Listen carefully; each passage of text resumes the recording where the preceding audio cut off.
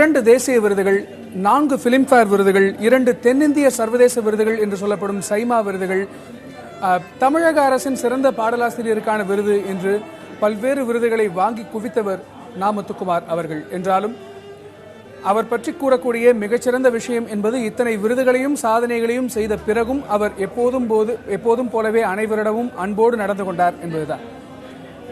ஆரம்ப காலத்தில் 4 ஆண்டுகள் பாலுமகேந்திரா அவர்களிடம் உதவி இயக்குநராக பணியாற்றி திரையுலகில் கீழ்மட்ட தொழிலாளி எப்படி வாழ்வான், அவனுடைய வாழ்க்கை எப்படி இருக்கும் என்பதை வாழ்ந்து பார்த்தவர் நா. முத்துக்குமார் அவர்கள்.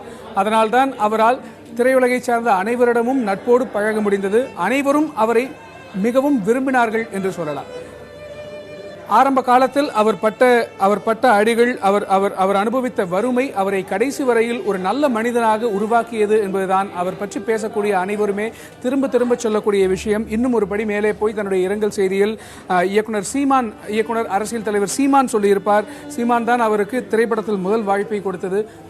நாங்கள் எல்லாம், நான், அதே போல பாலுமகேந்திராவின் பட்டறையில் இருந்த வெற்றிமாறன் போன்றோர் எல்லாம் வறுமையில் சாப்பாடு இல்லாமல் கிடந்த நாட்களில் எங்கோ சென்று பாட்டு எழுதிவிட்டு எங்களுக்கான உணவுக்கான பணத்தை எடுத்து வருவான் நா. முத்துக்குமார் என்று பேசியிருக்கிறார். அந்த அளவிற்கு தன்னுடைய நண்பர்களை நேசித்த, உறவுகளை நேசித்த ஒரு நல்ல மனிதர் நா. முத்துக்குமார் அவர்கள். தந்தை பாசத்தை திரைப்பட பாடல்களில் படம் பிடித்து காட்டிய கவிஞர்களில் நா. முத்துக்குமார் அவர்களைப் போல மிகச்சிறந்தவர் இருக்க முடியாது என்று சொல்ல வேண்டும். அதற்கு காரணம் அவரை வளர்த்தது அவருடைய தந்தை தான். சிறு வயதில் தாயை இழந்த பிறகு தந்தையின் அரவணைப்பில் வளர்ந்தவர் நா. முத்துக்குமார் அவர்கள். அதனால்தான் எழுதியிருப்பார், என் தந்தையின் சாயலில் இருக்கக்கூடிய பெட்டிக்கடைக்காரனிடம் சிகரெட் வாங்கும் போதெல்லாம் நடுங்குகின்றன கைகள் என்று எழுதியிருப்பார். தந்தை பாசத்தை அவர் கவிதைகளாக இருந்தாலும் சரி, பாடல்களாக, திரைப்பட பாடல்களாக இருந்தாலும் சரி, அழகாக நெகிழ்ச்சியாக உணர்ச்சிமயமாக எழுதக்கூடிய ஒரு கவிஞராக இருந்தார். தற்கால கவிஞர்களில் இலக்கியத்திற்கும் தற்கால தமிழ் கவிதைகளுக்கும் பாடல்களுக்கும் திரைப்பட பாடல்களுக்குமான பாலமாக அவர் திகழ்ந்தார் என்று யுகபாரதி அவர்கள் சொல்லியிருக்கிறார். இன்றைக்கு இருக்கக்கூடிய இளைஞர்களுக்கு இலக்கியத்தின் தரம் எப்படி இருக்கும் என்பதை திரைப்பட பாடல்களின் மூலமாக காண்பித்தவர் நா. முத்துக்குமார். ஒரு மிகப்பெரிய ரசனை மாற்றத்தை இளைஞர்களுக்கு கொண்டு வந்தவர். பாடல்களின் வரிகளையும் ரசிக்கும்படி இளைஞர்களுக்கு ரசனையை வித்திட்டவர் நா. முத்துக்குமார் என்றெல்லாம் அவர் பற்றி பலரும் புகழாரம் சுட்டிக் கொண்டிருக்கிறார்கள். இந்த தருணத்தில் பொதுமக்கள் அஞ்சலிக்காக வைக்கப்பட்டிருக்கும் அவருடைய நல்லுடலுக்கு யாரெல்லாம் அஞ்சலி செலுத்துகிறார்கள் என்பதன் நேரலை காட்சிகளை நாம் தற்போது பார்த்துக் கொண்டிருக்கிறோம். இன்று மாலை 6 மணி வரையில் அவருடைய இல்லத்தில் அவருடைய உடல் பொதுமக்கள் அஞ்சலிக்காக வைக்கப்பட்டிருக்கும். அதன் பிறகு 6 மணிக்கு மேல் இறுதிச் சடங்கு, இறுதி ஊர்வலம் தொடங்கும் என்று சொல்லப்பட்டிருக்கிறது. இன்று காலை 10-15 மணி அளவில் அவருடைய உயிர் பிரிந்தது என்று அவருடைய குடும்பத்தார் அதிகாரப்பூர்வமாக தெரிவித்திருக்கிறார்கள். மஞ்சள் காமாலை நோய் காரணமாக கடந்த 1 மாதமாகவே அவதிப்பட்டு வந்தார் நா. முத்துக்குமார் அவர்கள்.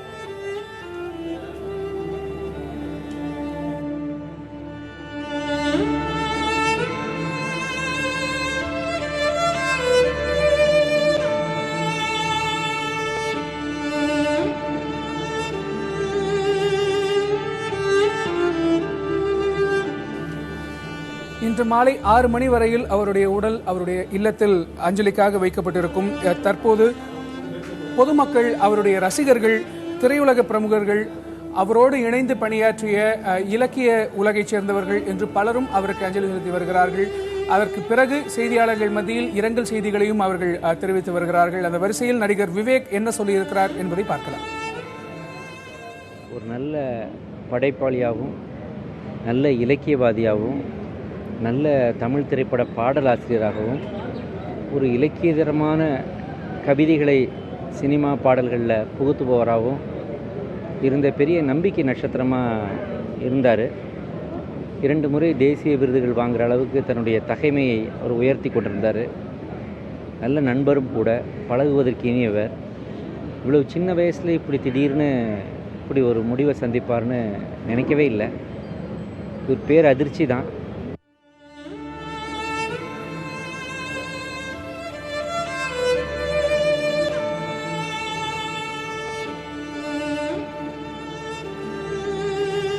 மிகை பாவனைகள் இல்லாத ஒரு கலைஞர் நா. முத்துக்குமார் அவர்கள். கவிதை வேறு, பாடல்கள் வேறு என்ற ஒரு இடைவெளியை குறைத்த மகா கவிஞர் என்று அவர் பற்றிய இரங்கல் செய்திகளை ட்விட்டர், ஃபேஸ்புக் போன்ற சமூக வலைதளங்களில் திரைப்படத்துறையை சார்ந்தவர்களும் அதே போல அவருடைய ரசிகர்களும் பதிவிட்டு வருகிறார்கள்.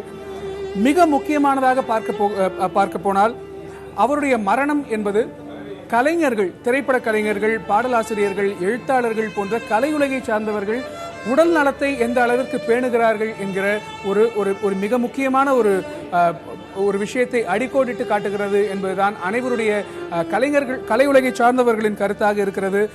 ஏற்கனவே நம்முடன் பேசிய எழுத்தாளர் சாரு நிவேதிதா அதனை குறிப்பிட்டு பேசினார். உடல் நலத்தை பேணாமல் இருந்ததன் எதிரொலியாகத்தான் இது நிகழ்ந்திருக்கிறது என்று அவர் உணர்ச்சி வயப்பட்டு பேசினார். அதே போல ட்விட்டரில் செய்தி வெளியிட்டிருக்கக்கூடிய நடிகரும் நடிகர் சங்கத்தின் பொதுச் செயலாளருமான Vishal, it's high time for medical camps என்று எழுதியிருக்கிறார். அதாவது திரையுலக கலைஞர்களுக்கு சீரான இடைவெளிகளில் மருத்துவ முகாம்களை நடத்த வேண்டியதன் அவசியத்தை நா. முத்துக்குமாரின் மரணம் காட்டியிருக்கிறது என்று அவரும் சொல்லியிருக்கிறார்.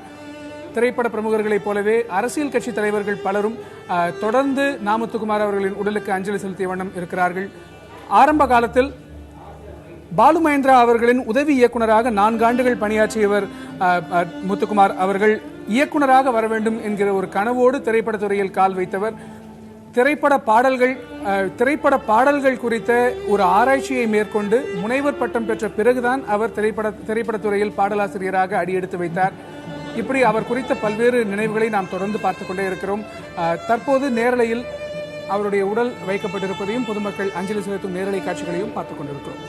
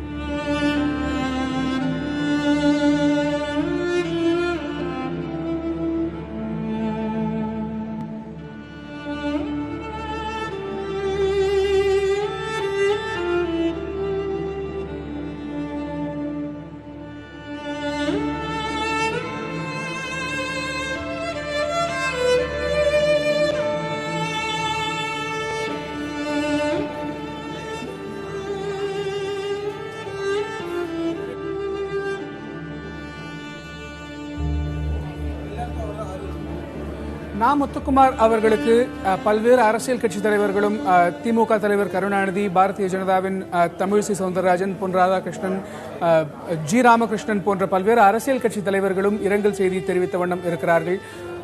அதே போல ஏராளமான திரையுலக பிரமுகர்களும் இலக்கிய துறையை சார்ந்தவர்களும் தற்போது நேரில் அஞ்சலி செலுத்தி வரும் காட்சிகளையும் பார்த்துக் கொண்டிருக்கிறோம். அழியா புகழ்பெற்ற பல பாடல்களை கொடுத்தவர் நா. முத்துக்குமார் அவர்கள். ஒவ்வொரு ஆண்டும் அதிகமான பாடல்களை தரக்கூடிய பாடலாசிரியர் என்கிற சாதனையை ஒவ்வொரு ஆண்டும் படைக்கக்கூடிய ஒரு பாடலாசிரியர். அவருடைய பாடல்களில் முக்கியமாக இளைஞர்களின் கைபேசிகளில் அவருடைய மிகச்சிறந்த பாடல்கள் எப்போதும் ஒலித்துக் கொண்டே இருக்கும் என்று சொல்லலாம். அதில் மிக முக்கியமான ஒரு பாடல் 7G ரெயின்போ காலனியில் வரக்கூடிய கண் பேசும் வார்த்தைகள் தெரிவதில்லை என்கிற பாடல். காதல் பாடல்களில் உச்சம் தொட்ட கவிஞர் தற்கால பாடலாசிரியர்களில் நா. முத்துக்குமார் அவர்கள்தான் என்று சொல்லலாம்.